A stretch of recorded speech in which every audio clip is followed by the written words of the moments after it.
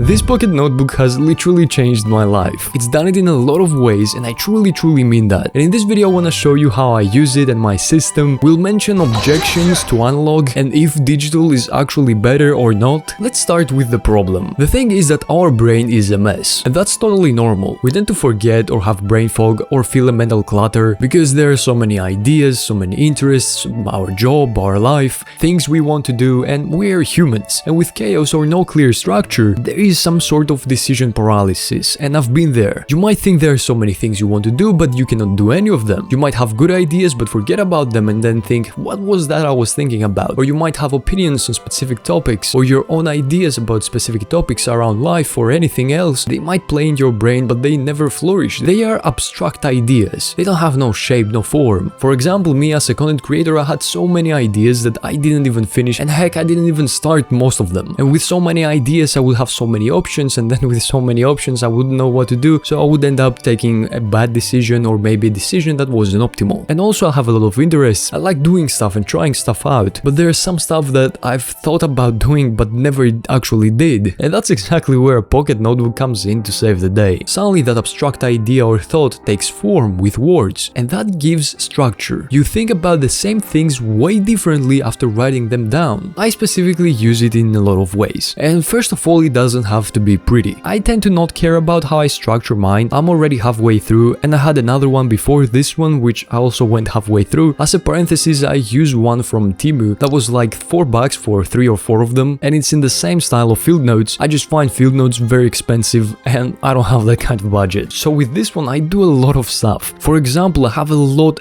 of content ideas and ideas for this channel specifically, and ideas about my work in general, because I tend to do creative work, and it has helped me tremendously sort my work and my hobbies and my interests. And whenever I have an idea for a video, I have specific pages here where I write them down. It would be very helpful if I did leave a couple pages blank in the beginning and then put a number on each page and use it as a contents page, but I didn't do that because I thought it was stupid. So here I am now, not knowing exactly where each thing is. So I have lots of ideas, I have lots of scripts in there. Even this script for this video is in here, which I'm using right now. I've even taken notes for each day from when I used my dumb phone, so I can showcase it in the video. I used it to write down my subscriptions and which ones I cancelled and which ones not. Things I want to buy, a shop list. I write lyrics in here, and something that really helped me is write down my interests and write down my work and things that are holding me back from doing what I want to do. For example, here I have less YouTube because I did watch a lot of YouTube at some point, and I used to do a lot of window shopping on different websites in the afternoon, for example, after my work. It's cool and all to do here and there, but sometimes you get into the rabbit hole and it's not really great. So this way I actually improved in watching less YouTube and doing more stuff that I actually wanna do. I did a down phone research here. I've tracked my expenses down here, which was good. And the thing with the work and interests, I used to do that in my commonplace book, but it seems so much easier to actually do it here because you have it next to you all the time and it's compact and comfortable, so you just grab it and write down the things you wanna do or the things you wanna write, compared to the commonplace book, which feels more serious in a way. This one is more drafty, let's say, so it feels easier to write. You can mess things up, you can write it however you want. It's just notes, you know,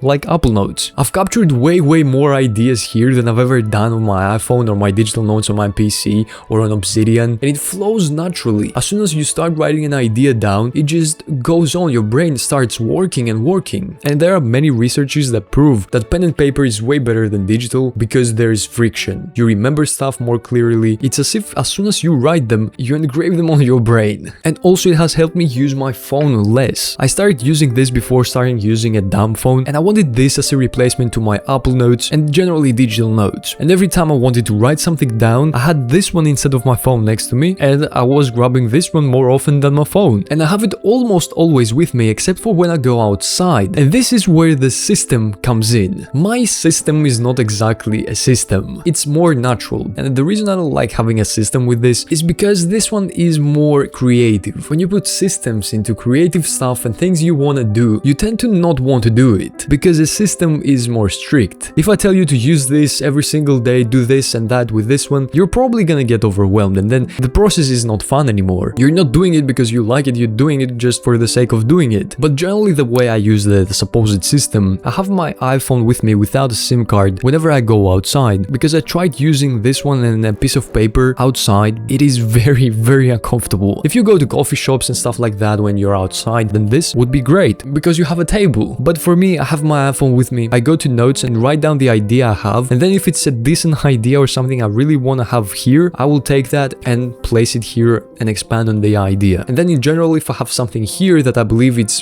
very important, then I would put on my commonplace book, or I will talk about it in my journal, or I will use Obsidian, with which I have a weird relationship. And that's where objections come in. Obviously, you're gonna think that digital is easier. It is faster, it is simpler to use. You have your phone always with you, so why have so many things, so many notebooks? And it's one or two devices at most. It's not like 4 notebooks. And everything is one place and syncs across all devices. I hear that and I use digital notes for lots of years, but I noticed that I don't read my notes ever that I write down. I never reflect on them. I just write them down, and I'm not thinking a lot when I'm writing. It doesn't help me brainstorm that much. And I think the reason is because you type faster than you can think. And there are a lot of distractions. Your phone probably has a billion of apps, and if you're like me, you probably write a note down on your phone and then you immediately check Instagram or whatever other app you have, and you might end up scrolling for a bit, even if that's 10-20 minutes, which still, even if it is for a little bit, it tends to clutter your mind a bit. You always feel worse after scrolling. There are obviously notifications and stuff like that, all the shiny apps, and recently I've adopted the idea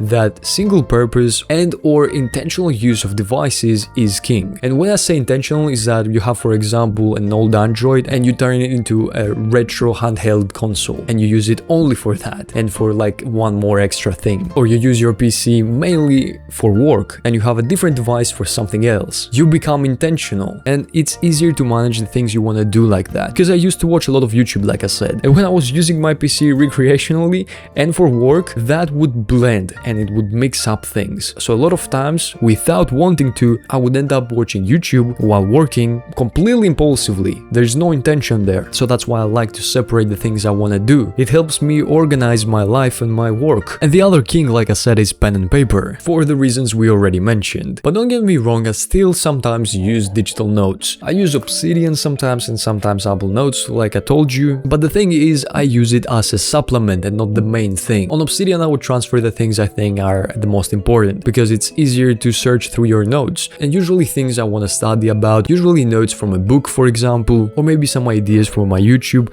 where I can link things, so it's easier to click on the link and see a reference or where the idea came from. But like I said, it is very secondary. I use it way less than my physical notes. But yeah, that's pretty much all. I hope that I inspired you in some way or gave you some ideas on what you want to do or how you want to use your own pocket notebook. And if you watched this far, thank you so much. I truly appreciate it, you know, and hopefully I will see you in the future videos as well. Bye bye.